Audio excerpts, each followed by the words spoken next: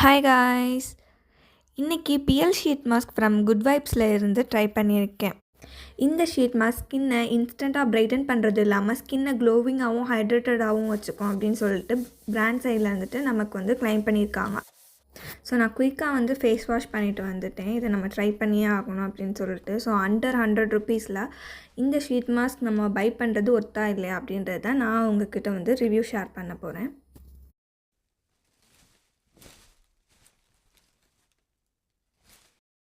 அப்படி இப்படின்னு எப்படியோ கவரை ஓப்பன் பண்ணிட்டேன். ஸோ நெக்ஸ்ட்டு உள்ளே நான் இருக்க ஷீட் மாஸ்க் தான் நான் தேடிட்டு இருந்தேன். ஏன்னா ஷீட் மாஸ்க்கே காணோம். என்னடா காணோம் அப்படின்னு பார்த்தா கடைசியில் உள்ளே ஒட்டிகிட்ருக்கு. அதுக்கப்புறம் நான் அதை எப்படியோ வெளியில் எடுத்து ஃபேஸ்லையும் நான் அப்ளை பண்ண போகிறேன். இந்த ஷீட் மாஸ்கோட ஃப்ரேக்னன்ஸ் ரொம்பவே யூனிக்காக மைல்டாக இருந்துச்சு. எனக்கு ரொம்ப பிடிச்சிருந்துச்சு.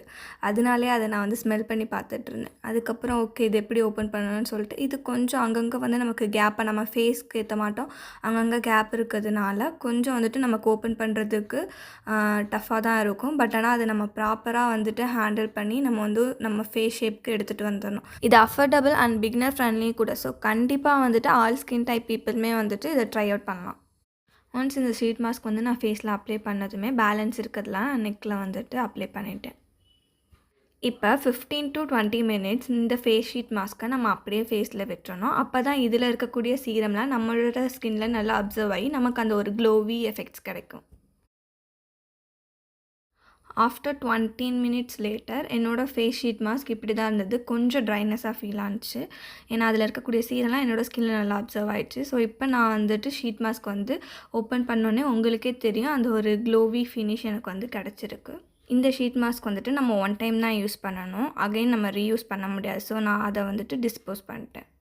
ஆஃப்டர் தட் நம்ம ஃபேஸில் இருக்கக்கூடிய அந்த சீரம்லாம் கொஞ்சம் நல்லா ஸ்கின்னில் அப்சர்வ் ஆகிற மட்டும் நம்ம கொஞ்சம் மசாஜ் கொடுக்கணும். அது இல்லாமல் இந்த ஷீட் மாஸ்க் நம்ம எடுக்கும்போது அந்த ஷீட் இருக்கும்ல, ஸோ நம்ம அதை தூக்கி போடாமல் நான் எடுத்து வச்சுருந்தேன்.